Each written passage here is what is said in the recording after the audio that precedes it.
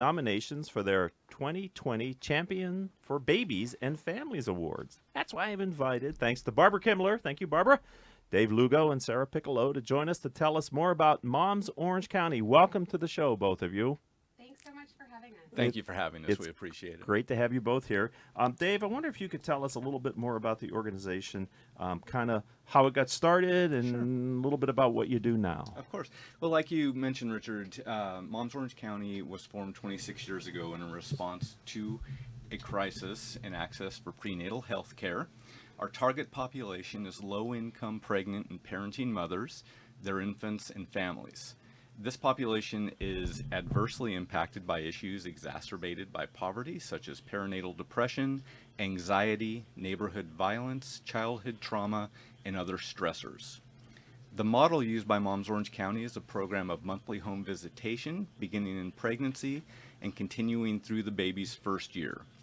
After delivery and through the baby's first birthday, our visits focus on promoting the infant's healthy growth and development. Babies are formally and informally screened for developmental milestones. Key areas of our education include infant care, breastfeeding and nutrition, infant development, immunizations, and the importance of a medical home for the baby. In 2018, we had 14,000 home visits provided to 2,500 women and 2,100 babies. Wow, that is impressive, ladies and gentlemen. And I'm so glad that you're here on the show. We were talking before we went on the air about finding root causes and solving root causes so that later you don't have the outcomes of those causes in a negative way. And clearly, the prenatal time and then the first year or two of a baby's life are so critical to a healthy rest of their life. So what's the backstory? I said you started 26 years ago. Who started Moms Orange County? So Moms Orange County was founded by Dottie Andrews 26 years ago. She's a nurse by trade, and her goal was, again, she was seeing the epidemic that was going on in Orange County and recognized a need to step up and do something for these families that were being literally turned away at the hospitals as they were trying to access care for their incoming babies. Wow. And so we have another person here, Sarah Piccolo. Sarah, could you explain your role as it relates to Moms Orange County?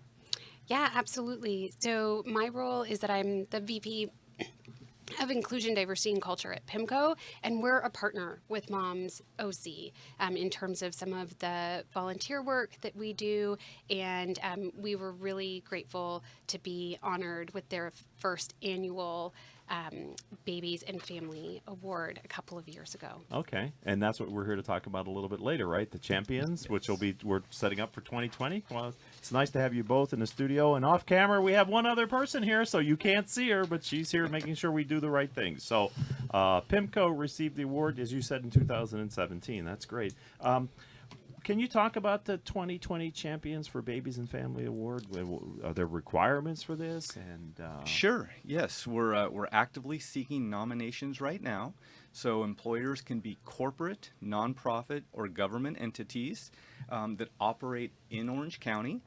The nomination should include details about how the organization supports expectant employees, employees who are new parents, and how these efforts exceed the minimum requirements of the law.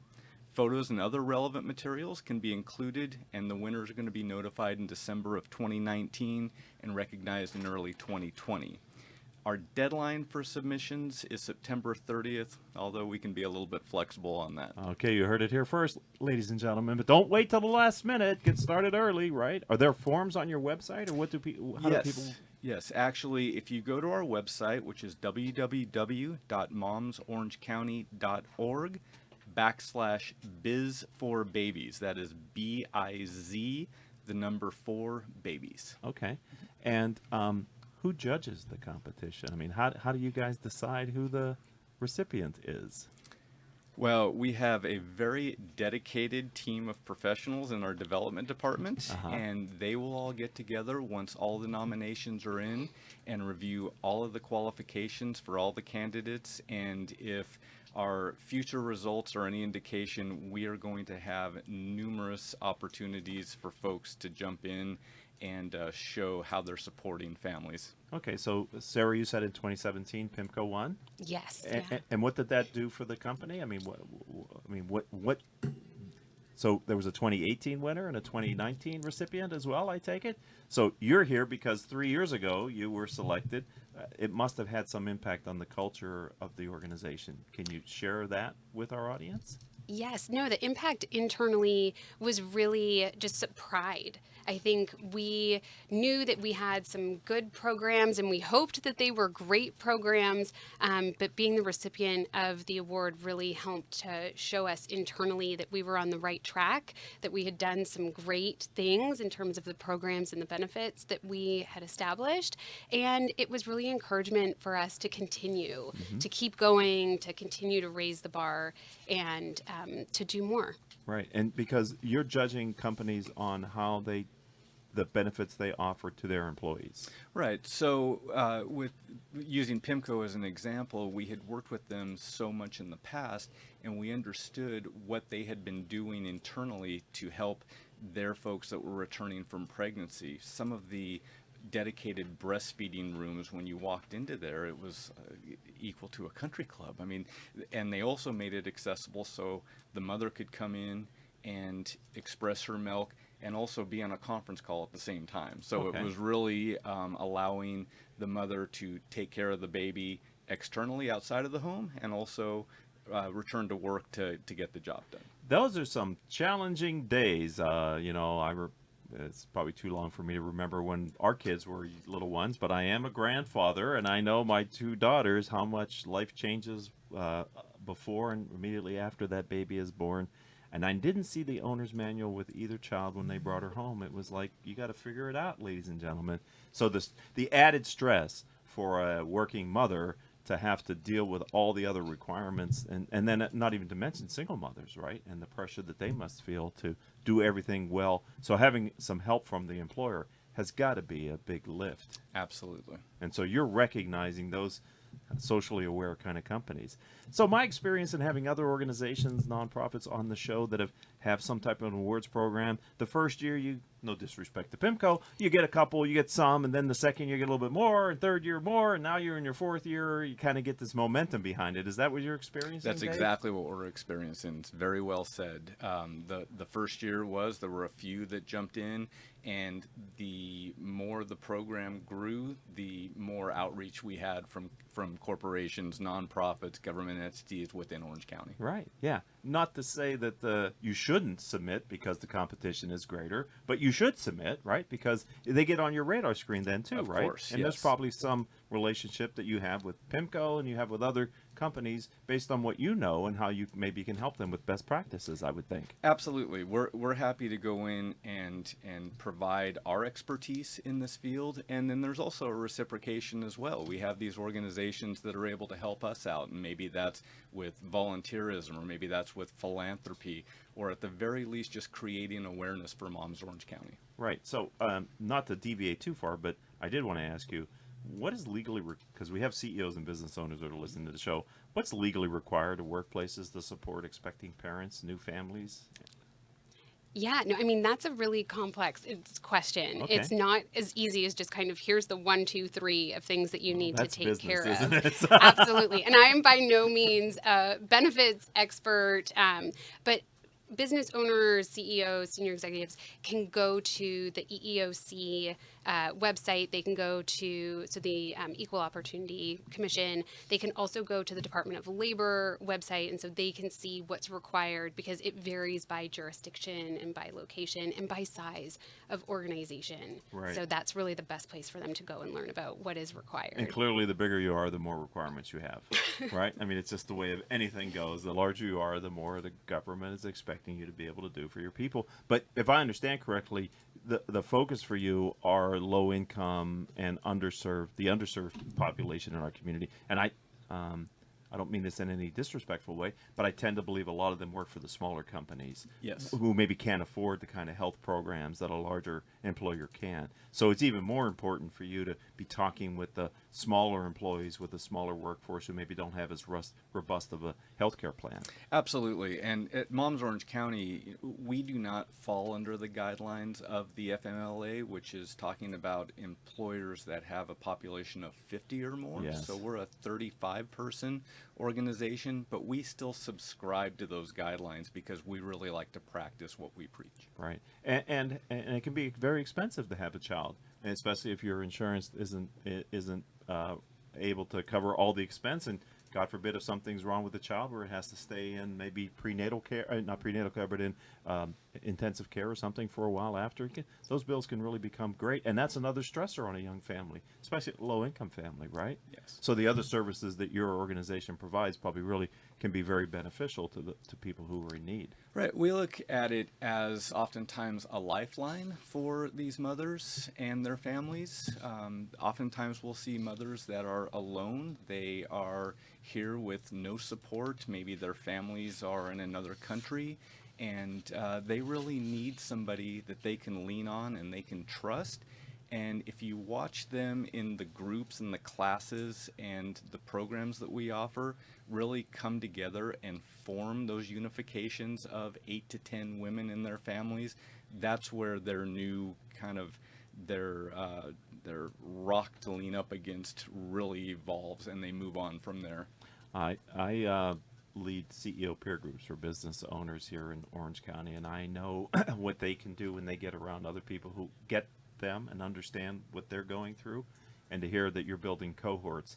I can't imagine, because I've not been in that situation, but I have appreciation for what it must be like to be alone with a young child. There's young children don't sleep right? The first thing is you're deprived sleeping. Yes. And so that's always a difficult situation, but yet you have to be the primary caregiver for a totally helpless person who's totally depending on you for everything. That is a lot of pressure. Yes, it is. And so to have an organization like yours that can bring them around other people who get it, who can sympathize and empathize and maybe actually provide some level of knowledge and service, best practices, if you want to call it that in a business term, is unbelievable. And we're happy to be there to serve them. Okay, so let's talk about something that's gone wrong. Not in the business, but just in general. You ever had a thing that you worked on that you really wanted to get done and it didn't turn out the quite way you thought it did? And what'd you do about it? Yeah, no, I mean, we can share one of the things that the mistakes that we made at PIMCO. So when we started our PIMCO Families initiative back in 2014, we called it PIMCO Parents. And we thought that that was a great name for this. That was who we were supporting. That was who we were focused on. We thought we did a great job because we didn't call it PIMCO Moms. We called it PIMCO Parents to be inclusive. Yeah, baby. But quickly we realized that it needed to evolve into PIMCO Families, because not only are people caring for their infants and for their young children, but they're caring for their brothers, they're caring for their sisters, they're caring for their parents, they're caring for their teens and their young adults as well. And our employees weren't identifying that this group was really here for them as well. And so what did we do about it?